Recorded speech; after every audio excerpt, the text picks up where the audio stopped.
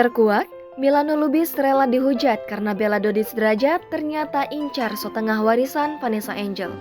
Pengacara Milano Lubis, Bella Dodi Sudrajat selama ini ternyata memiliki maksud dan tujuan tersendiri.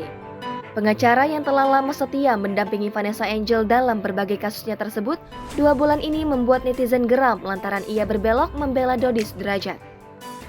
Baru-baru ini terkuak apa penyebab keterpihakannya pada ayah Vanessa Angel tersebut.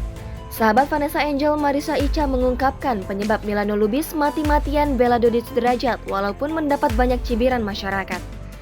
Melalui video podcast Denny Sumargo, ia mengatakan bahwa Milano Lubis membela Dodi Sudrajat lantaran mengincar warisan Vanessa Angel berupa asuransi sebesar 500 juta rupiah. Marissa Icha menyebutkan bahwa Milano Lubis menginginkan setengah dari jumlah warisan asuransi tersebut diperuntukkan untuk Gala. Marissa Icha membeberkan dirinya telah menjalani komunikasi dengan Milano Lubis dan menanyakan mengapa pengacara yang selama ini diketahui tidak menyukai Dodi Sudrajat justru berbalik berada di pihaknya. Uang 250 juta yang diincar Milano Lubis tersebut niatnya untuk diberikan kembali pada Gala. Namun dari Marissa Icha sendiri menolak hal itu.